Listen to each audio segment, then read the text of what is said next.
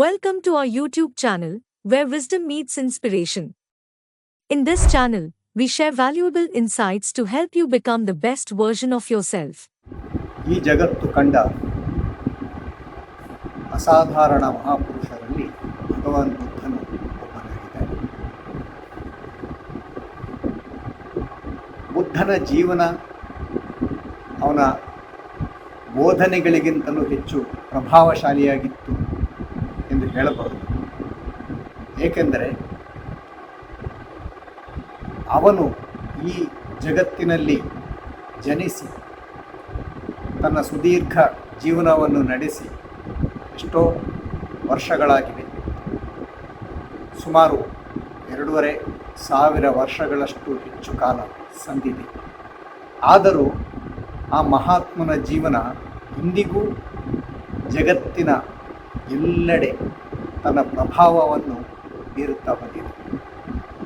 ಬೌದ್ಧ ಧರ್ಮವನ್ನು ಅನುಸರಿಸುವ ಅನೇಕ ಜನಾಂಗಗಳು ಇವೆ, ಅನೇಕ ಪಂಥಗಳು ಇವೆ, ಅನೇಕ ದೇಶಗಳು ಇವೆ. ಆದರೆ ಬುದ್ಧನ ಜೀವನ ಮತ್ತು ಆದರ್ಶಗಳನ್ನು ತಮ್ಮ ಜೀವನದಲ್ಲಿ ಅಳವಡಿಸಿಕೊಂಡು ಬದುಕುತ್ತಾ ಇರುವ ಸಹಸ್ರಾರು ಮಂದಿ ಪ್ರಪಂಚದಾದ್ಯಂತ ಇದ್ದಾರೆ. ಮಹಾಪುರುಷರ ಲಕ್ಷಣವೇ ಇದು.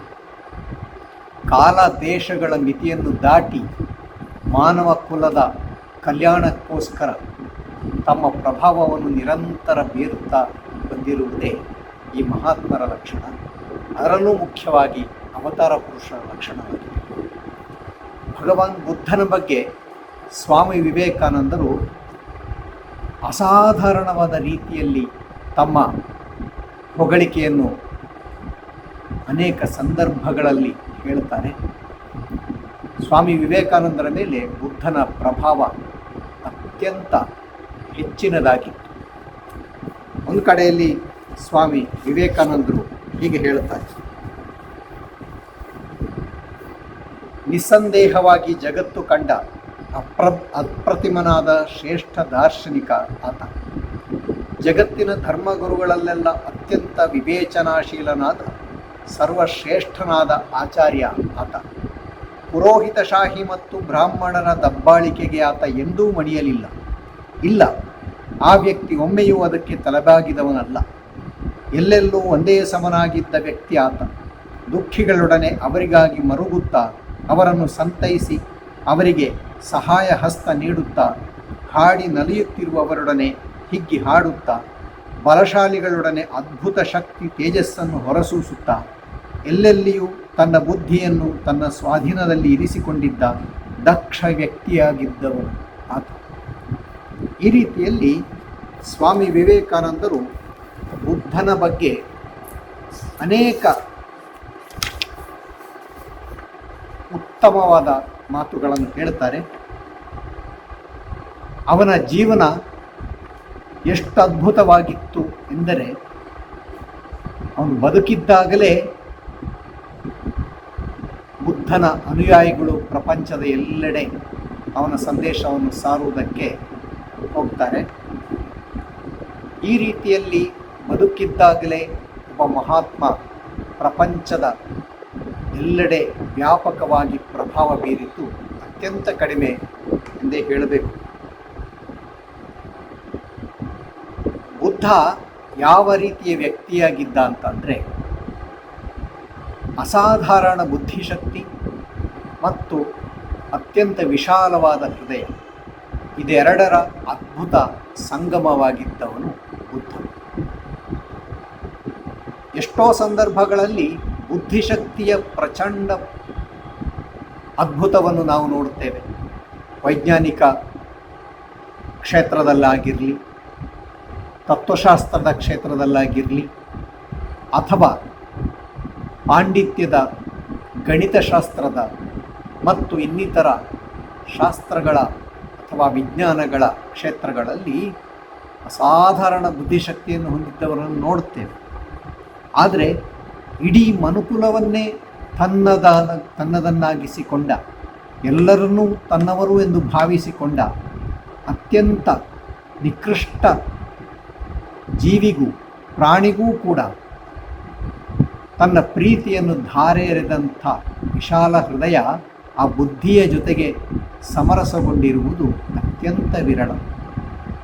ಒಂದು ಪ್ರಾಣಿಯನ್ನು ರಕ್ಷಿಸುವುದಕ್ಕೋಸ್ಕರ ಸ್ವತಃ ತನ್ನ ಜೀವವನ್ನೇ ಬಲಿ ಕೊಡುವುದಕ್ಕೂ ಕೂಡ ಬುದ್ಧ ಹಿಂಜರಿಯಲಿಲ್ಲ. ಅಂಥ ಒಂದು ಅದ್ಭುತ ಹೃದಯ ಅವನದಾಗಿತ್ತು ಎಂದು ಬುದ್ಧನ ಜೀವನ ಚರಿತ್ರೆಗಳು ಸಾರ್ತವೆ. ಇಂಥ ಬುದ್ಧನ ಜೀವನದಲ್ಲಿ ನಡೆದಂಥ ಕೆಲವು ಘಟನೆಗಳು ಎಂಥ ವ್ಯಕ್ತಿಯನ್ನಾದರೂ ಕೂಡ ಅಪ್ರತಿಮವಾಗಿ ಪ್ರಭಾವಿಸುತ್ತದೆ. ಅವನಲ್ಲಿದ್ದ ತ್ಯಾಗ ವೈರಾಗ್ಯ ಅದೆಂಥದ್ದು, ಪ್ರಪಂಚ ಕಂಡರಿಯದಂಥ ಅದ್ಭುತ ವೈರಾಗ್ಯ ಅವನಲ್ಲಿ ಮೂಡಿ ಬಂದಿತ್ತು. ಬುದ್ಧ ಮನೆ ಬಿಟ್ಟು ತನ್ನ ಏಕಾಂತ ಆಧ್ಯಾತ್ಮಿಕ ಜೀವನವನ್ನು ಅರಸುತ್ತಾ ಹೊರಟ ಸಂದರ್ಭ ಎಷ್ಟೊಂದು ನಾಟಕೀಯವಾಗಿತ್ತು. ಅದನ್ನು ನಾವು ಸ್ವಲ್ಪ ಮನನ ಮಾಡಿದರೂ ಕೂಡ ಆ ತ್ಯಾಗ ವೈರಾಗ್ಯದ ಸ್ಪರ್ಶ ನಮ್ಮ ಹೃದಯವನ್ನು ಆವರಿಸದೇ ಬಿಡುವುದಿಲ್ಲ. ದೊಡ್ಡ ರಾಜ ಮನೆತನದಲ್ಲಿ ಹುಟ್ಟಿದ ಬುದ್ಧ ಸಿದ್ಧಾರ್ಥ ಎನ್ನುವ ಹೆಸರನ್ನು ಪಡೆದ. ಅವನ ತಂದೆ ಶುದ್ಧೋಧನ ತಮ್ಮ ರಾಜ ಋಷಿಗಳನ್ನು ಕರೆಸಿ ಅವನ ಜಾತಕವನ್ನೆಲ್ಲ ನೋಡಿಸಿದರು. ಆ ರಾಜ ಋಷಿಗಳು ಹೇಳಿದರು, ಇವನು ಒಂದೋ ಬಹಳ ದೊಡ್ಡ ಚಕ್ರವರ್ತಿ ಆಗ್ತಾನೆ, ಇಲ್ಲದೆ ಹೋದರೆ ತ್ಯಾಗಿಗಳಿಗೆ ಚಕ್ರವರ್ತಿ ಆಗ್ತಾನೆ, ಸನ್ಯಾಸಿ ಆಗಬಹುದು ಎನ್ನುವುದಾಗಿ ಹೇಳುತ್ತಾರೆ. ಇದನ್ನು ಕೇಳಿದ ಶುದ್ಧೋಧನನಿಗೆ ಗಾಬರಿಯಾಗುತ್ತೆ. ತನ್ನ ಮಗ ಸನ್ಯಾಸಿ ಆಗಿಬಿಟ್ರೆ ತನ್ನ ಉತ್ತರಾಧಿಕಾರಿ ಯಾರು? ತನ್ನ ಮಗ ತನ್ನ ರಾಜ್ಯವನ್ನು ಬಿಟ್ಟು ಹೊರಟ್ರೆ ಈ ಸ್ವತ್ತು ಸಂಪತ್ತು ರಾಜ್ಯ ಅಧಿಕಾರ ಇದನ್ನೆಲ್ಲ ಯಾರು ಬೇರೆಯವರ ಪಾಲಾಗುತ್ತದಲ್ಲ. ಇದನ್ನು ಸಹಿಸುವುದಕ್ಕೆ ಸಾಧ್ಯ ಇಲ್ಲದೆ ಅವನಿಗೆ ತ್ಯಾಗ ವೈರಾಗ್ಯಗಳು ಸ್ವಲ್ಪವೂ ಮೂಡದ ಹಾಗೆ ಮನಸ್ಸಿನಲ್ಲಿ ಆ ವಿಚಾರ ಒಂದಿಷ್ಟೂ ಕೂಡ ಮೊಳೆಯದ ಹಾಗೆ ಸುರಕ್ಷಿತವಾದ ಸುಖ ಸಂಪದ್ಭರಿತವಾದ ವೈಭವದಿಂದ ಕೂಡಿದ ಬದುಕನ್ನೇ ಅವನಿಗೆ ತೋರಿಸ್ತಾ ಬಂದ. ಹೀಗೆ ಬುದ್ಧನ ಜೀವನ ಮುಂದುವರಿತಾ ಬಂತು. ಯೌವನಕ್ಕೆ ಕಾಲಿಟ್ಟಾಗ ಸಿದ್ಧಾರ್ಥನಿಗೆ ಮದುವೆ ಮಾಡಲಾಯಿತು.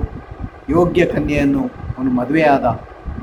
ಸಾಂಸಾರಿಕ ಜೀವನದಲ್ಲಿ ಕಾಲಿಟ್ಟ ಸಿದ್ಧಾರ್ಥ ಅಪಾರ ವೈಭವದಿಂದ ಭೋಗದಿಂದ ಈ ಜಗತ್ತನ್ನು ಅನುಭವಿಸ್ತಾ ಇದ್ದ. ಆದರೆ ಅವನ ಆಂತರ್ಯದಲ್ಲಿ ಮನ ಮಾಡಿದ್ದ ತ್ಯಾಗ ವೈರಾಗ್ಯಗಳು ಸ್ಫೋಟಗೊಳ್ಳುವುದಕ್ಕಾಗಿ ಕಾಯ್ತಾ ಇತ್ತು. ಏನೋ ಒಂದು ಬಗೆಯ ದುಗುಡ ಚಿಂತೆ ಅವನನ್ನು ಕವಿದಂತೆ ಕಾಣಿಸ್ತಾ ಇತ್ತು. ಅದು ಸ್ಫೋಟಗೊಳ್ಳುವುದಕ್ಕೆ ಯೋಗ್ಯ ಸಮಯ ಬಂದೇ ಬಿಟ್ಟಿತ್ತು. ಒಂದು ದಿವಸ ವಿಹಾರಕ್ಕಾಗಿ ಹೊರಟಿದ್ದ. ಅವನು ಹೊರಗೆ ಹೋಗ್ತಾ ಇದ್ದಾನೆ ಅಂತ ತಿಳಿದ ಕೂಡಲೇ ಅವನ ತಂದೆ ಎಲ್ಲ ಕಡೆ ವೈಭವದ ಜೀವನವನ್ನೇ ಚಿತ್ರಿಸುವುದಕ್ಕಾಗಿ ಯೋಗ್ಯ ವ್ಯವಸ್ಥೆ ಮಾಡಿದ್ದ. ಸಿದ್ಧಾರ್ಥ ಚೆನ್ನ ಎನ್ನುವ ಒಬ್ಬ ಸಾರಥಿಯನ್ನು ಕರೆದುಕೊಂಡು ವಿಹಾರಕ್ಕೆ ಹೋಗ್ತಾನೆ. ಮೊದಲಿಗೆ ದಾರಿಯಲ್ಲಿ ಒಬ್ಬ ಮುದುಕ ಕಾಣಿಸ್ತಾನೆ. ವಯಸ್ಸಾಗಿ ದೇಹ ಬಾಗಿ ಹೋಗಿದೆ, ಕಣ್ಣುಗಳು ಆಳಕ್ಕೆ ಇಳಿದಿವೆ, ಚರ್ಮ ಸುಕ್ಕುಗಟ್ಟಿದೆ, ತಲೆ ನೆರೆತು ಹೋಗಿದೆ. ಕೈಯಲ್ಲೊಂದು ಕೋಲಿನ ಆಧಾರವನ್ನು ಹಿಡಿದುಕೊಂಡಿದ್ದಾನೆ. ಅತ್ಯಂತ ಕಷ್ಟದಿಂದ ಮುಂದಕ್ಕೆ ಹೆಜ್ಜೆ ಇಡುತ್ತಾ ಇದ್ದ ಅವನನ್ನು ಕಂಡು ಬುದ್ಧನಿಗೆ ಆಶ್ಚರ್ಯವಾಯಿತು. ಇದೇನು ಪ್ರಾಣಿ, ಯಾವ ಪ್ರಾಣಿ ಎನ್ನುವುದಾಗಿ ಕೇಳುತ್ತಾನೆ. ಮನುಷ್ಯನಿಗೆ ಇಂಥ ಒಂದು ಅವಸ್ಥೆ ಇರಬಹುದು ಎನ್ನುವ ಭಾವನೆಯೂ ಅವನಿಗಿರಲಿಲ್ಲ. ಆಗ ಚೆನ್ನ ವಿವರಿಸಿ ಹೇಳ್ತಾನೆ, ಇದು ವೃದ್ಧಾಪ್ಯ, ಮುಪ್ಪು. ವಯಸ್ಸಾದ ಮೇಲೆ ಮನುಷ್ಯ ಹೀಗೆ ಆಗುತ್ತಾನೆ, ಕ್ರಮೇಣ ಅವನು ಸತ್ತು ಹೋಗ್ತಾನೆ. ಇದನ್ನು ಕೇಳಿದ ಕೂಡಲೇ ಈ ಸಿದ್ಧಾರ್ಥನ ಹೃದಯದಲ್ಲಿ ಒಂದು ಆತಂಕದ ಅಲೆ ಎದ್ದಿತು. ಏನಿದು ವಿಚಿತ್ರ, ಮನುಷ್ಯನ ಜೀವನ ಅಂದರೆ ಇಷ್ಟೊಂದು ಕ್ಷಣಿಕವೇ, ಕ್ಷಣಭಂಗುರವೇ, ಎಲ್ಲರ ಗತಿಯೂ ಹೀಗೆ ಆಗುತ್ತದೆಯೇ? ಅದಕ್ಕೆ ಉತ್ತರವಾಗಿ ಚೆನ್ನ ಹೇಳಿದ, ಹೌದು, ಪ್ರತಿಯೊಬ್ಬರೂ ಈ ಹಂತವನ್ನು ಹಾದು ಹೋಗಲೇಬೇಕಾಗುತ್ತದೆ. ಇದನ್ನು ಆಲೋಚಿಸ್ತಾ ಆಲೋಚಿಸ್ತಾ ಬುದ್ಧ ಚಿಂತಾಕ್ರಾಂತನಾದ. ಮನುಷ್ಯ ಜೀವನದ ನಶ್ವರತೆ ಅವನ ಮನಸ್ಸನ್ನು ಆವರಿಸತೊಡಗಿತ್ತು. ಸ್ವಲ್ಪ ಮುಂದೆ ಹೋಗ್ತಾ ಇದ್ದ ಹಾಗೆ ಒಬ್ಬ ವ್ಯಕ್ತಿ ರೋಗಿಷ್ಠ, ಅತ್ಯಂತ ಕಷ್ಟದಿಂದ ದುಃಖದಿಂದ ನರಳುತ್ತಾ ಇದ್ದ. ರೋಗ ಪೀಡಿತನಾದ ವ್ಯಕ್ತಿಯನ್ನು ಎಂದೂ ಬುದ್ಧ ನೋಡಿರಲಿಲ್ಲ. ಇದನ್ನು ನೋಡಿದಾಗ ಕೇಳ್ತಾನೆ, ಇವನಿಗೇನಾಗಿದೆ, ಯಾಕೆ ಇಷ್ಟೊಂದು ಆಕ್ರಂದನ ಮಾಡ್ತಾ ಇದ್ದಾನೆ, ಅವನಿಗೆ ನಡೆದಾಡಬಹುದಲ್ಲ. ಚೆನ್ನಾಗಿ ಹೇಳ್ತಾನೆ, ಅವನು ರೋಗ ಪೀಡಿತನಾಗಿದ್ದಾನೆ, ಕಾಯಿಲೆಯಿಂದ ಬಳಲ್ತಾ ಇದ್ದಾನೆ. ಮನುಷ್ಯನಿಗೆ ಯಾವುದೇ ಕ್ಷಣದಲ್ಲಿ ರೋಗ ಬರಬಹುದು, ಆಗಬಹುದು. ಆಗ ಮನುಷ್ಯ ತತ್ತರಿಸ್ತಾನೆ. ಇದೊಂದು ಅವಸ್ಥೆ. ಇದನ್ನು ನೋಡ್ತಾ ನೋಡ್ತಾ ಇನ್ನಷ್ಟು ಅವನಲ್ಲಿ ತ್ಯಾಗ ವೈರಾಗ್ಯಗಳು ಜ್ವಾಲೆಯ ಹಾಗೆ ಉರಿಯುವುದಕ್ಕೆ ಆರಂಭಿಸಿ ಮುಂದೆ ಮುಂದೆ ಹೋಗ್ತಾ ಇದ್ದ ಹಾಗೆ ಒಂದು ಶವದ ಮೆರವಣಿಗೆ ನಡೀತಾ ಇತ್ತು. ಒಬ್ಬ ವ್ಯಕ್ತಿ ಸತ್ತು ಹೋಗಿದ್ದ. ಅವನ ಅತ್ಯಂತ ದೀನವಾದಂಥ ಕಳಾಹೀನವಾದಂಥ ಮುಖ ಆ ಶವದ ಮೆರವಣಿಗೆಯಲ್ಲಿ ಕಾಣಿಸ್ತಾ ಇತ್ತು.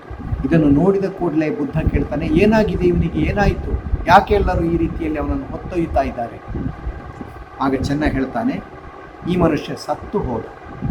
ಸಾವು ಮೃತ್ಯು ಅದು ತಪ್ಪಿದ್ದಲ್ಲ. ಒಬ್ಬ ವ್ಯಕ್ತಿಗೆ ಯಾವುದೇ ಕ್ಷಣದಲ್ಲಿ ಬರಬಹುದು, ಹುಟ್ಟಿದವನು ಸಾಯಲೇಬೇಕು, ಇತ್ಯಾದಿ ಇತ್ಯಾದಿ ವಿಚಾರ ಹೇಳಿದಾಗ ಬುದ್ಧನ ವೈರಾಗ್ಯ ಭಗ್ಗನೆ ಉರಿದು ಕಾಡ್ಗಿಚ್ಚಾಗಿ ವ್ಯಾಪಿಸಿಕೊಡಗಿತ್ತು. ಮನುಷ್ಯ ಜೀವನ ನಿಸ್ಸಾರ. ಕೇವಲ 4 ದಿನದ ಈ ಭೋಗ ವೈಭೋಗಗಳು, ಸುಖ ಸಂಪತ್ತುಗಳು ಯಾವ ರೀತಿಯಲ್ಲೂ ಕೂಡ ಮನುಷ್ಯನಿಗೆ ಪರಿಪೂರ್ಣತೆಯನ್ನು ಕೊಡುವುದಿಲ್ಲ. ಹಾಗಿದ್ದರೆ ಯಾವುದು ಸತ್ಯ, ಯಾವುದು ಶಾಶ್ವತ, ಯಾವುದು ನಿಜ? ಈ 4 ದಿವಸ ಇರುವ ವೈಭೋಗಗಳೆಲ್ಲ ಸುಳ್ಳಾದರೆ ಸತ್ಯವನ್ನು ಕಾಣಬೇಕಲ್ಲ. ಈ ರೀತಿಯ ಆಲೋಚನೆಗಳೆಲ್ಲ ಬುದ್ಧನಲ್ಲಿ ಇದ್ದಕ್ಕಿದ್ದ ಹಾಗೆ ಒಂದಾದ ಮೇಲೆ ಹೇಳುತ್ತಾ ಹೋದವು. ಈಗಾಗಲೇ ಅವನ ಹೃದಯ ಈ ಅದ್ಭುತವಾದ ತ್ಯಾಗ ವೈರಾಗ್ಯಗಳಿಗೆ ಸಿದ್ಧವಾಗಿತ್ತು. ಈ 3 ದರ್ಶನಗಳು, 3 ಬಗೆಯ ವ್ಯಕ್ತಿಗಳ, ಅಂದರೆ ವೃದ್ಧಾಪ್ಯದಲ್ಲಿರುವ ವ್ಯಕ್ತಿ, ರೋಗಪೀಡಿತನಾದ ವ್ಯಕ್ತಿ ಮತ್ತು ಸತ್ತು ಹೋದ ಹೆಣ, ಇವಿಷ್ಟನ್ನೂ ಕೂಡ ನೋಡಿದ ಕೂಡಲೇ ಬುದ್ಧನ ಹೃದಯ ತ್ಯಾಗ ವೈರಾಗ್ಯಗಳಿಂದ ಅತ್ಯಂತ ಅಲ್ಲೋಲ ಕಲ್ಲೋಲವಾಗಿತ್ತು.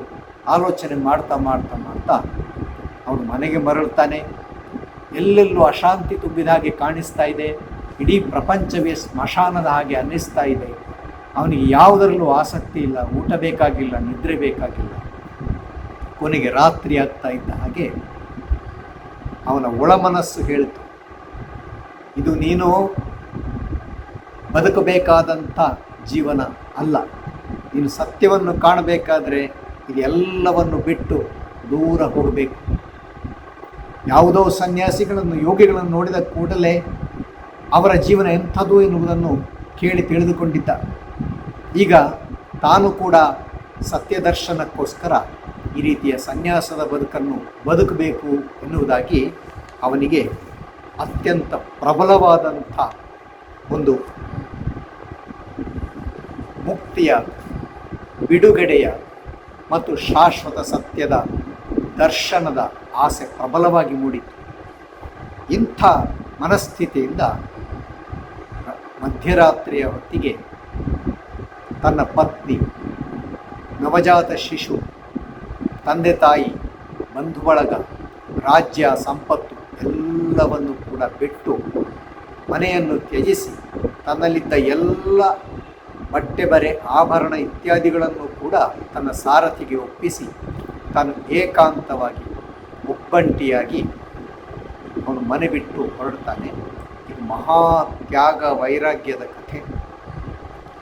ಇಂಥ ಧೀರ ಮತ್ತು ದಿಟ್ಟ ತ್ಯಾಗದಿಂದಾಗಿಯೇ ಬುದ್ಧ ಆತ್ಮದರ್ಶನ ಮಾಡಿದ, ಜ್ಞಾನವನ್ನು ಸಂಪಾದಿಸಿದ. ಮೊದಲಿಗೆ ಅಲ್ಲಿ ಅಲೆದಾಡಿದ, ಎಲ್ಲೋ ಒಂದು ಗುರುಗಳ ಹತ್ತಿರಕ್ಕೆ ಹೋದ, ಯೋಗ ಧ್ಯಾನ ಇತ್ಯಾದಿಗಳನ್ನು ಕಲಿತ, ಸಮಾಧಾನ ಆಗಲಿಲ್ಲ. ಬೇರೆ ಬೇರೆ ಬಗೆಯ ಆಧ್ಯಾತ್ಮಿಕ ಸಾಧನೆಗಳನ್ನು ಮಾರ್ಗಗಳನ್ನು ಅರಿತುಕೊಳ್ಳೋದಕ್ಕೆ ಪ್ರಯತ್ನಿಸಿದ.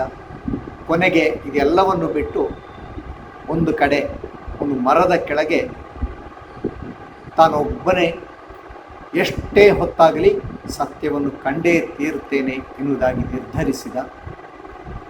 ಹಾಗೆ ಸತತ 7 ದಿವಸಗಳ ಕಾಲ ಧ್ಯಾನದಲ್ಲಿ ಮುಳುಗಿದ್ದ ಬುದ್ಧ ದೇಹ ಕೃಶವಾಯಿತು, ಮನಸ್ಸು ಕ್ಷೀಣವಾಯಿತು, ಆಹಾರವಿಲ್ಲದೆ ದೇಹ ಸೊರಗಿತು. ಕೊನೆಗೆ ಸತ್ಯದ ದಾರಿ ಕಾಣಿಸಿತು. ಆಹಾರವಿಲ್ಲದೆ ದೇಹದಂಡನೆಯಿಂದ ಸಾಕ್ಷಾತ್ಕಾರ ಆಗುವುದಿಲ್ಲ, ಸತ್ಯ ಕಾಣಿಸುವುದಿಲ್ಲ. ಅದಕ್ಕೋಸ್ಕರ ದೇಹದ ರಕ್ಷಣೆಗೋಸ್ಕರ ಅಲ್ಪ ಆಹಾರವನ್ನು ಸ್ವೀಕರಿಸಿದ. ಮನಸ್ಸು ದೇಹಗಳನ್ನು ಸಮಸ್ಥಿತಿಯಲ್ಲಿ ಇಟ್ಟುಕೊಂಡು ಧ್ಯಾನದಲ್ಲಿ ಮುಳುಗಿ ನಿರಂತರ ಸತ್ಯ ದರ್ಶನಕ್ಕೋಸ್ಕರ ಅವನು ಪ್ರಯತ್ನಿಸಿದ. ಮಧ್ಯದಲ್ಲಿ ಎಷ್ಟೋ ವಿಘ್ನಗಳು ಬಂದವು, ಅಡಚಣೆಗಳು ಬಂದವು, ಮೋಹ ಮಾಯೆಗಳು ಕವಿದು ಸೆಳೆಯುವುದಕ್ಕೆ ಪ್ರಯತ್ನಿಸಿದವು. ಯಾವುದಕ್ಕೂ ಅಂಜದೆ, ಅಲುಗಾಡದೆ, ಎದೆಗೆಡದೆ ನಿರಂತರ ಸತ್ಯವನ್ನು ಕಾಣುವುದು ಒಂದೇ ತನ್ನ ಜೀವನದ ಗುರಿ ಎನ್ನುವುದಾಗಿ ಬುದ್ಧ ಸಂಕಲ್ಪಿಸಿದ್ದ. ಕೊನೆಗೆ ಒಂದು ದಿವಸ ಅವನಿಗೆ ನಿರ್ವಾಣ ಎನ್ನುವಂಥ ಒಂದು ಸಾಕ್ಷಾತ್ಕಾರ ದೊರೆಯುತ್ತದೆ. ಆಗ ಅವನು ಸಿದ್ಧಾರ್ಥನಾಗಿದ್ದವ ಬುದ್ಧನಾದ. ಬುದ್ಧ ಅಂದರೆ ಜ್ಞಾನಿ ಎನ್ನುವುದಾಗಿ ಅರ್ಥ.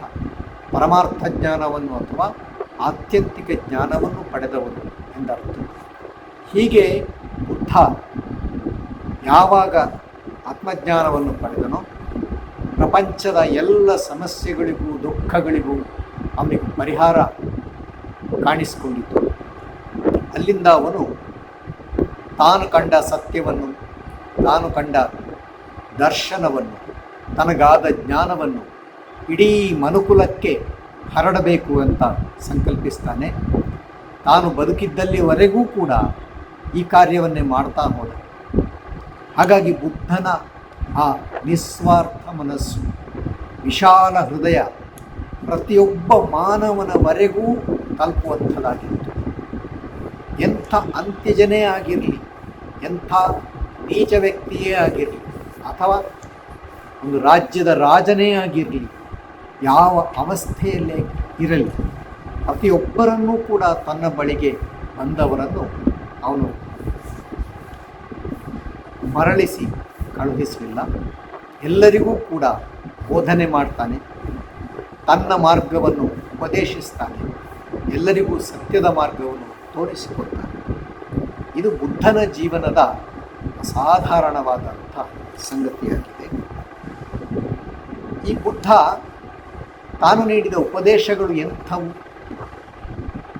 ಅವನು ಸಂಸ್ಕೃತದ ಉದ್ದ ಶ್ಲೋಕಗಳನ್ನು ಉದಾಹರಿಸಲಿಲ್ಲ, ಅಥವಾ ತನ್ನ ಬೋಧನೆಗಳನ್ನು ಅರ್ಥವಾಗದ ಒಂದು ಭಾಷೆಯಲ್ಲಿ ಪ್ರವಚನ ನೀಡಲಿಲ್ಲ. ಅವನು ಎಲ್ಲರಿಗೂ ಅರ್ಥವಾಗುವ ಹಾಗೆ ಪಾಲಿ ಭಾಷೆಯಲ್ಲಿ ಸರಳವಾದ ಮಾತಿನ ಮೂಲಕ ತನ್ನ ಬೋಧನೆಯನ್ನು ಜನರಿಗೆ ಹೇಳ್ತಾ ಹೋಗ್ತಾನೆ. ಅವನ ಅನುಯಾಯಿಗಳು, ಶಿಷ್ಯಂದಿರು ಮುಂದೆ ಅವುಗಳನ್ನೆಲ್ಲ ಬರೆದಿಡ್ತಾರೆ. ಹಾಗಾಗಿ ಬುದ್ಧ ತನ್ನ ಬೋಧನೆಗಳನ್ನು ಕೇವಲ ಹೇಳ್ತಾನೆ. ಅದನ್ನು ಕೇಳಿಸಿಕೊಂಡವರು ತಮ್ಮ ಜೀವನವನ್ನೇ ಪರಿವರ್ತಿಸಿಕೊಂಡು ಆಧ್ಯಾತ್ಮಿಕ ಮಾರ್ಗದಲ್ಲಿ ಮುನ್ನಡೆಯುತ್ತಾರೆ. ಬುದ್ಧನ ಪ್ರಧಾನ ಬೋಧನೆಗಳಲ್ಲಿ ಕೆಲವೊಂದನ್ನು ಮಾತ್ರ ಈಗ ನಾವು ಗಮನಿಸೋಣ. ಮೊದಲನೇದಾಗಿ, ಬುದ್ಧ ಸತ್ಯನಿಷ್ಠೆಯಿಂದ ಕೂಡಿದವನಾಗಿದ್ದ. ಅವನು ಹೇಳ್ತಾನೆ, ಸತ್ಯವನ್ನು ಎಲ್ಲೆಡೆ ಹರಡಿ ಆ ತತ್ವವನ್ನು ಜಗತ್ತಿನ ಎಲ್ಲೆಡೆ ಪ್ರಚಾರ ಮಾಡಿ ಅದರಿಂದ ಎಲ್ಲ ಜೀವಿಗಳು ಧರ್ಮ ಸಾಮ್ರಾಜ್ಯದ ಪ್ರಜೆಗಳಾಗಿ ಬದುಕಬಹುದು. ಸತ್ಯಕ್ಕೆ ಸಮಾನವಾದ ವಸ್ತು ಪ್ರಪಂಚದಲ್ಲಿ ಬೇರೆ ಯಾವುದೂ ಇಲ್ಲ. ಸತ್ಯ ಎನ್ನುವುದು ಇಹಲೋಕವನ್ನು, ಪರಲೋಕವನ್ನು ಅಥವಾ ಯಾವುದೇ ಲೋಕವನ್ನು ವ್ಯಾಪಿಸಿದೆ. ಎಲ್ಲೆಡೆ ಅದು ಸಮಾನವಾಗಿದೆ, ಒಂದೇ ಆಗಿದೆ. ಆ ಸತ್ಯಕ್ಕೆ ಯಾರು ನಿಷ್ಠರಾಗಿರ್ತಾರೆ ಅವನಿಗೆ ಯಾವತ್ತೂ ಕೂಡ ಅದರಿಂದ ಹಾನಿ ಉಂಟಾಗುವುದಿಲ್ಲ. ಬದಲಾಗಿ ಎಲ್ಲ ಮಹಿಮೆಗಳು, ಎಲ್ಲ ಒಳಿತುಗಳು, ಎಲ್ಲ ಜ್ಞಾನಗಳೂ ಬಂದೊದಗುತ್ತವೆ. ಇದು ಬುದ್ಧನ ಒಂದು ಪ್ರಧಾನ ಬೋಧನೆಯಾಗಿದೆ. ಎರಡನೇದಾಗಿ ಬುದ್ಧ ಹೇಳ್ತಾನೆ, ಜೀವದಯೆ.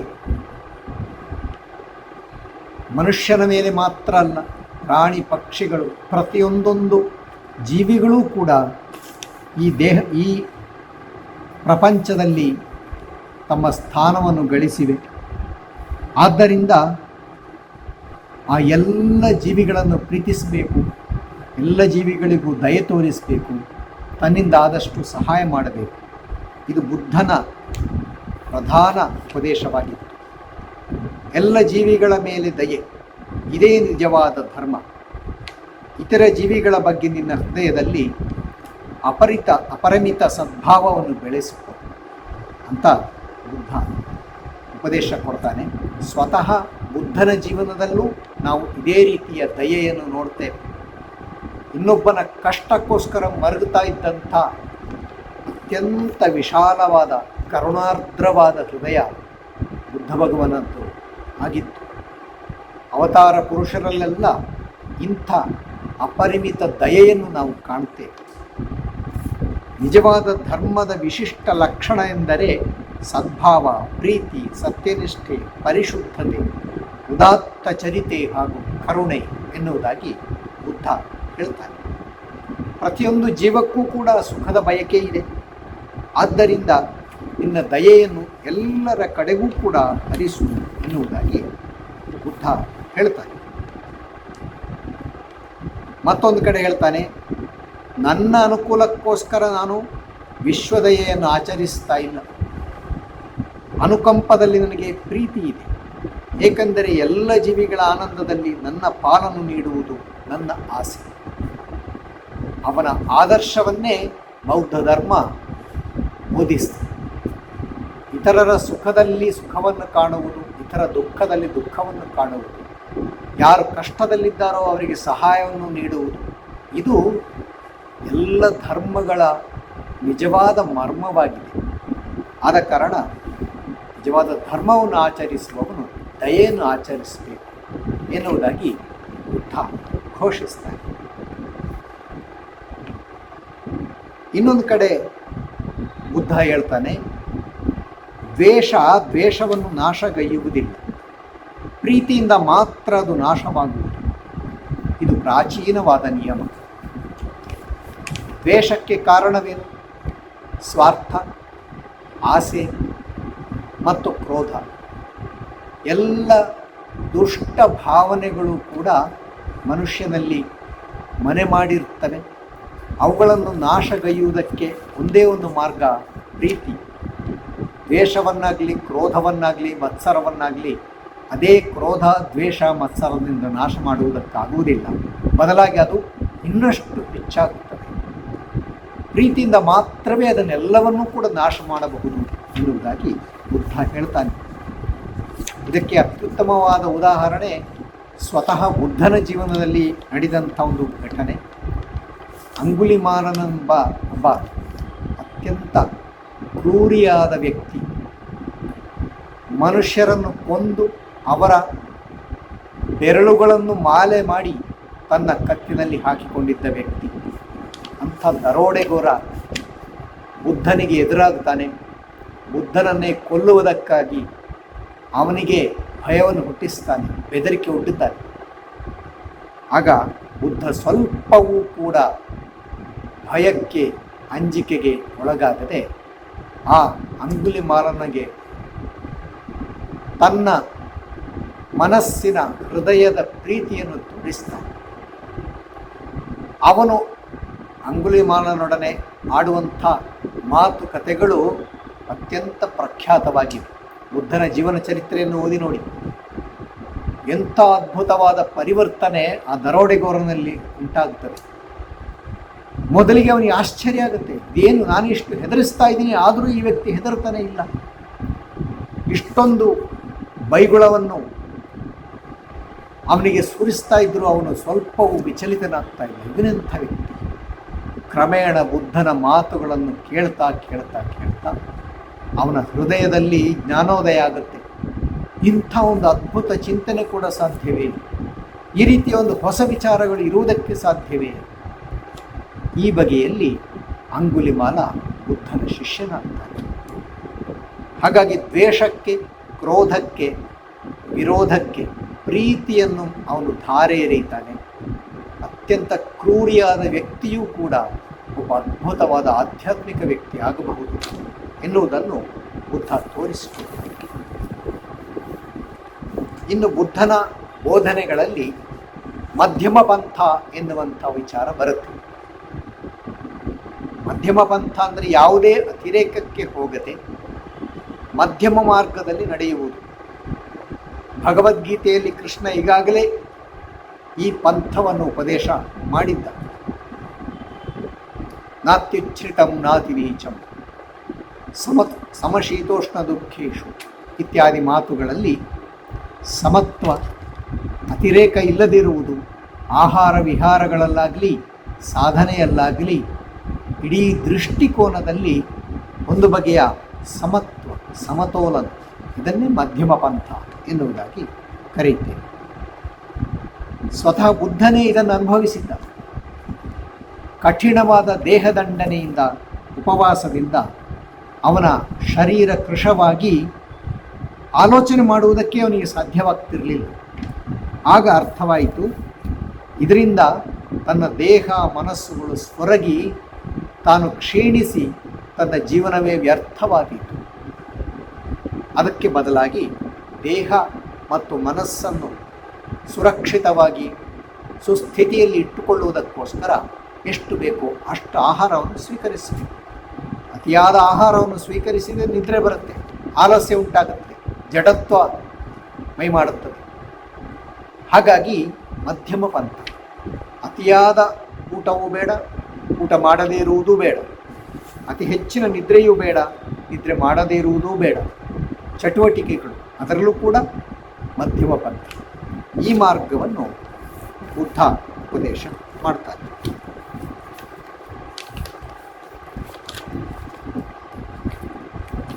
ಜೀವನಕ್ಕೆ ಬೇಕಾಗುವ ಅವಶ್ಯಕತೆಗಳನ್ನು ಮಾತ್ರ ಪೂರೈಸುವುದು ತಪ್ಪಲ್ಲ.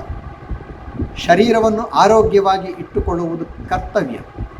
ಇಲ್ಲದಿದ್ದರೆ ಜ್ಞಾನದ ದೀಪದ ಬತ್ತಿಯನ್ನು ಹೊಸೆಯುವ ಸಾಮರ್ಥ್ಯ ಇಲ್ಲದಾಗುತ್ತದೆ. ಮನಸ್ಸು ದೃಢವಾಗಿರದೆ ತಿಳಿಯಾದ ಆಲೋಚನೆಯೂ ಅಸಾಧ್ಯವಾಗುತ್ತದೆ. ಇಂಥ ಈ ಎರಡೂ ವಿಪರೀತಗಳಿಂದ ದೂರವಿರುವ ಮಧ್ಯಮ ಪಂಥ ಎಂದರೆ ಇದೇ ಆಗಿದೆ ಎನ್ನುವುದಾಗಿ ಬುದ್ಧ ಹೇಳ್ತಾರೆ. ಆಧುನಿಕ ಕಾಲದಲ್ಲಿ ನಾವು ಈ ಬೋಧನೆಯನ್ನು ಮುಖ್ಯವಾಗಿ ನಮ್ಮ ಜೀವನದಲ್ಲಿ ಕಂಡುಕೊಳ್ಳಬೇಕಾಗುತ್ತದೆ. ಏಕೆಂದರೆ ಇತ್ತೀಚೆಗೆ ಆಧುನಿಕ ಯುವಕರು, ಯುವತಿಯರು ಮತ್ತು ಆಧುನಿಕ ಪ್ರವೃತ್ತಿಯ ಜನರು ಒಂದು ರೀತಿಯ ಅತಿರೇಕಕ್ಕೆ ಹೋಗ್ತಾರೆ. ಅತಿರೇಕ ಅಂತಂದರೆ ಯಾವುದೋ ಒಂದು ಗೇಮ್ಸ್ ಇರ್ಬೋದು, ಅಥವಾ ಅಂತರ್ಜಾಲದಲ್ಲಿ ಬರುವ ಈ ಸುದ್ದಿ ಮಾಧ್ಯಮಗಳ ಯಾವುದೋ ವಿಚಾರಗಳಿರಬಹುದು, ಆಧುನಿಕ ಆವಿಷ್ಕಾರಗಳ ವಿಚಾರ ಇರಬಹುದು. ಅದರಲ್ಲಿ ಎಷ್ಟರ ಮಟ್ಟಿಗೆ ತೊಡಗಿಕೊಳ್ತಾರೆ ಅಂತಂದರೆ ಕಾಲ, ದೇಶ ಇತ್ಯಾದಿಗಳ ಪರಿವೇ ಇಲ್ಲದೆ ತಮ್ಮ ದೇಹ, ಮನಸ್ಸು ಇತ್ಯಾದಿಗಳ ಆರೋಗ್ಯವನ್ನು ಲೆಕ್ಕಿಸದೆ ಅದರಲ್ಲಿ ತೊಡಗ್ತಾರೆ.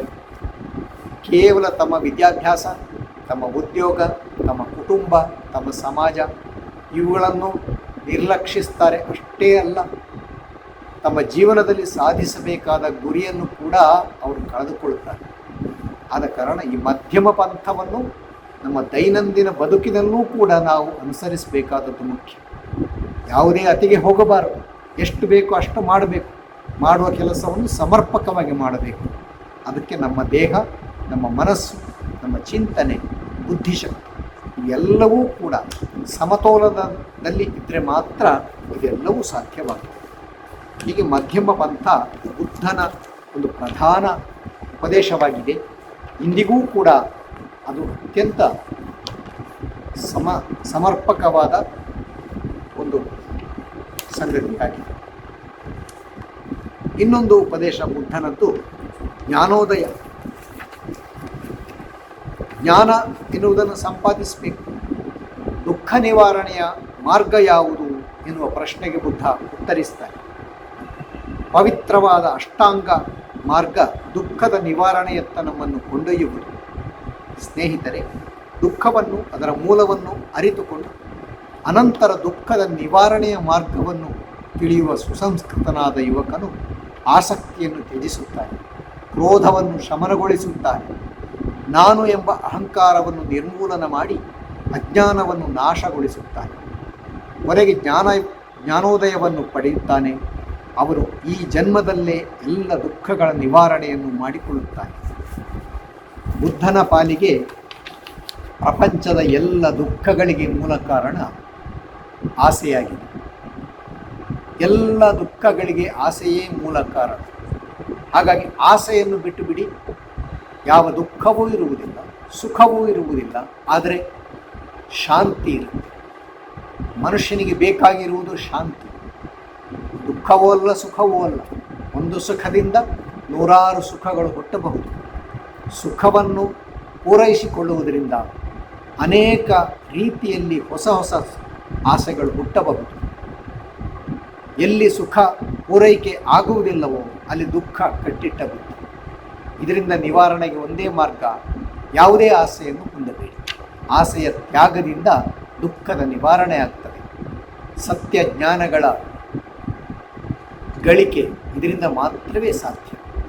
ಇದನ್ನು ಅನುಸರಿಸಿ ಬುದ್ಧನ ಈ ಸರಳವಾದ, ನೇರವಾದ ಮತ್ತು ಪರಿಣಾಮಕಾರಿಯಾದ ಬೋಧನೆಗಳು ಪ್ರಪಂಚದಾದ್ಯಂತ ಸಾಕಷ್ಟು ಪ್ರಭಾವಶಾಲಿಯಾಗಿ ಕೆಲಸವನ್ನು ಮಾಡ್ತಾ ಇದೆ. ಭಾರತದಲ್ಲಿ ಬುದ್ಧ ಮತ್ತು ಬೌದ್ಧ ಧರ್ಮದ ಪ್ರಭಾವ ಅತ್ಯಂತ ಪ್ರಾಚೀನ ಕಾಲದಿಂದಲೇ ಉಂಟಾಯಿತು ಎನ್ನುವುದು ಐತಿಹಾಸಿಕವಾದ ಸಂಗತಿ. ಯಾವಾಗ ವೈದಿಕ ಧರ್ಮದ ಋಷಿ ಮುನಿಗಳು ಕಂಡ ಸನಾತನ ತತ್ವಗಳು ಇಲ್ಲಿನ ಜನರ ಜೀವನದಿಂದ ದೂರವಾಗ್ತಾ ಬಂತು, ಎಲ್ಲಿ ಕೇವಲ ವಿಗ್ರಹಾರಾಧನೆ ಅಥವಾ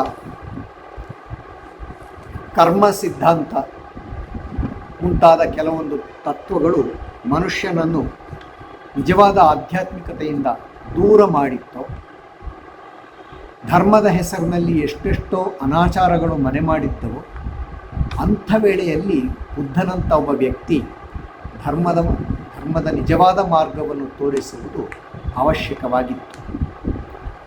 ಹಲವು ಮಂದಿ ಪುರೋಹಿತ ವರ್ಗದವರು ವೈದಿಕ ಧರ್ಮದ ತಿರುಳನ್ನು ಅಥವಾ ಅದರ ನಿಜವಾದ ಆದರ್ಶವನ್ನು ಅರಿತುಕೊಳ್ಳದೆ ಕೇವಲ ಅದರ ಕೆಲವು ಕಂದಾಚಾರಗಳನ್ನು ಮಾತ್ರ ಪಾಲಿಸ್ತಾ ಬಂದರು.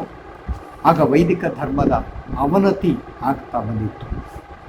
ಇಂಥ ಸಂದರ್ಭದಲ್ಲಿ ಬುದ್ಧ ಸತ್ಯದ, ಧರ್ಮದ ಮತ್ತು ಜ್ಞಾನದ ಒಂದು ಹೊಸ ಮಾರ್ಗವನ್ನು ತೆರೆದು ಅದನ್ನು ಸರ್ವರಿಗೂ ತೆರೆದ. ಕೇವಲ ಒಂದು ವರ್ಗದವರಿಗೆ ಮಾತ್ರ ಅಲ್ಲ, ಬ್ರಾಹ್ಮಣರಿಗೋ ಕ್ಷತ್ರಿಯರಿಗೋ ಮಾತ್ರ ಅಲ್ಲ, ಅತ್ಯಂತ ಅಂತ್ಯಜರಿಗೂ ಕೂಡ ಈ ಧರ್ಮಕ್ಕೆ ಪ್ರವೇಶವಿದೆ ಎನ್ನುವುದಾಗಿ ಸಾರ್ತಾರೆ. ಇದು ವೈದಿಕ ಧರ್ಮದ ಪುನರುತ್ಥಾನಕ್ಕಾಗಿ ಬಂದ ಹಾಗೆ ಇತ್ತು. ಆದರೆ ಬೌದ್ಧ ಧರ್ಮ ವೈದಿಕ ಪರಂಪರೆಯನ್ನು ಅನುಸರಿಸಲಿಲ್ಲ. ಬದಲಾಗಿ ವೇದ ಮತ್ತು ವೇದಗಳ ಗಹನವಾದ, ಕಠಿಣವಾದ ತತ್ವಗಳನ್ನು ಅವರು ತಿರಸ್ಕರಿಸಿದರು. ಬೌದ್ಧ ಧರ್ಮದ ಅನಂತರದ ಘಟ್ಟದಲ್ಲಿ ಅನೇಕ ಬಗೆಯ ಪರಿವರ್ತನೆಗಳು ಉಂಟಾದವು. ಬೌದ್ಧ ಧರ್ಮದಲ್ಲೂ ಅನೇಕ ಬಗೆಯ ಅನಿಷ್ಟಗಳು ತಲೆದೋರಿದವು. ಬುದ್ಧ ಬದುಕಿದ್ದಾಗ ಅವನ ಅದ್ಭುತವಾದ ಜೀವನ ಎಲ್ಲ ಅವನ ಶಿಷ್ಯಂದಿರಿಗೂ ಅನೇಕ ಮಂದಿ ಅನುಯಾಯಿಗಳಿಗೂ ಕೂಡ ಮಾರ್ಗದರ್ಶಕವಾಗಿತ್ತು. ಆದರೆ ಕೆಲವೇ ಶತಮಾನಗಳಲ್ಲಿ ಅದರಲ್ಲಿ ಅನೇಕ ಬಗೆಯ ಆಚರಣೆಗಳು ಮನೆ ಮಾಡಿಕೊಂಡವು. ವಿಗ್ರಹಾರಾಧನೆ ಹೆಚ್ಚಾಗ್ತಾ ಬಂತು. ಸರಳವಾಗಿದ್ದಂಥ ಬುದ್ಧನ ಆ ಮಾರ್ಗದರ್ಶನಗಳು ಜಟಿಲವಾಗ್ತಾ ಬಂದು ತತ್ವಶಾಸ್ತ್ರದ ಕೂದಲೆಳೆಯಂಥ ವಾದ ವಿವಾದಗಳು, ಚರ್ಚೆಗಳು ಮನೆ ಮಾಡಿದವು. ಅಂಥ ಸಂದರ್ಭದಲ್ಲಿ ಬೌದ್ಧ ಧರ್ಮಕ್ಕೂ ಕೂಡ ಒಂದು ಪುನರುತ್ಥಾನದ ಅಗತ್ಯ ಇತ್ತು.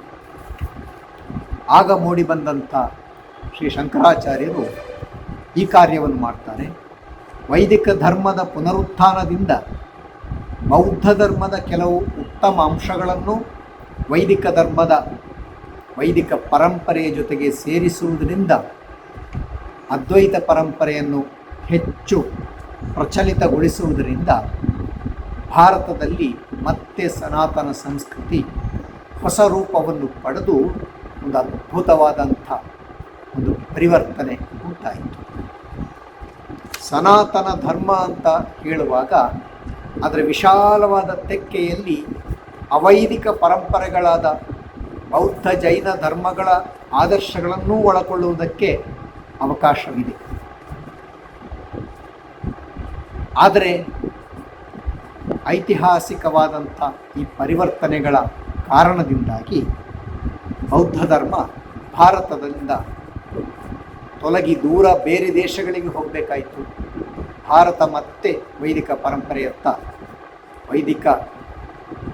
ಪರಂಪರೆಯ ಒಂದು ಪ್ರಚಾರದತ್ತ ಮುಖ ಮಾಡಿತು. ಇದರ ಫಲವಾಗಿ ಭಾರತದಲ್ಲಿ ಬೌದ್ಧರ ಸಂಖ್ಯೆ ಅತ್ಯಂತ ಕಡಿಮೆ ಆಯಿತು. ಆದರೆ ಬೌದ್ಧ ಧರ್ಮದ ಅಥವಾ ಬುದ್ಧನ ಪ್ರಭಾವ ಇವತ್ತಿಗೂ ಕೂಡ ಬೇರೆ ಬೇರೆ ರೂಪಗಳಲ್ಲಿ ಹಿಂದೂ ಧರ್ಮದ ಮತ್ತು ಸನಾತನ ಸಂಸ್ಕೃತಿಯ ಈ ಪ್ರವಾಹದ ನಡುವೆಯೇ ಸೇರಿಕೊಂಡು ಅವನನ್ನು ಕೂಡ ಅವತಾರ ಪುರುಷ ಎನ್ನುವುದಾಗಿ ಪೂಜಿಸುವ ಮೂಲಕವೂ ಕೂಡ ಇದು ಮತ್ತೆ ಮುಂದುವರಿಯುತ್ತಾ ಇದೆ. ಪ್ರಪಂಚದಾದ್ಯಂತ ಬುದ್ಧನ ಈ ಅಸಾಧಾರಣ ಜೀವನದ ಒಂದು ಆದರ್ಶ ವ್ಯಾಪಕವಾಗಿ ಮುಂದುವರಿಯುತ್ತಾ ಇದೆ. ಸ್ವಾಮಿ ವಿವೇಕಾನಂದರು ಹೇಳಿದ ಹಾಗೆ ಹಿಂದೂ ಧರ್ಮದ ಪರಿಪೂರ್ಣತೆಗಾಗಿ ಬಂದವನು ಭಗವಾನ್ ಬುದ್ಧ. ಈ ಒಂದು ಸತ್ಯವನ್ನು ಮನಗಂಡು ಸನಾತನ ಧರ್ಮದ ಆ ವಿಶಾಲ ದೃಷ್ಟಿಯಿಂದ ಬುದ್ಧನ ಅವತಾರದ ಮಹತ್ವವನ್ನು ನಾವು ಕಂಡುಕೊಳ್ಳಬೇಕಾಗಿದೆ. ಭಾರತದಲ್ಲಿ ಅವತರಿಸಿ ಬಂದಂಥ ಶ್ರೀಕೃಷ್ಣ ಪರಮಾತ್ಮ, ಶ್ರೀರಾಮ, ಭಗವಾನ್ ಬುದ್ಧ, ಚೈತನ್ಯ ಮಹಾಪ್ರಭು, ಶ್ರೀರಾಮಕೃಷ್ಣ ಪರಮಹಂಸ ಮುಂತಾದ ಮಹಾ ದಿಗ್ಗಜರು ಪ್ರಪಂಚಕ್ಕೆ ಬೆಳಕನ್ನು ನೀಡುವ ಮಹಾತ್ಮರು. ಅವರ ಜೀವನ ಮತ್ತು ಆದರ್ಶ, ಅವರು ಹೇಳಿದಂಥ ಮಾತುಗಳು, ದಿವ್ಯವಾಣಿ, ಇವು ಮನುಕುಲಕ್ಕೆ ಬೆಳಕನ್ನು ನೀಡುವಂಥ ಒಂದು ಅದ್ಭುತವಾದ ಹೊಸ ಪ್ರವಾಹ ಎನ್ನಬೇಕು.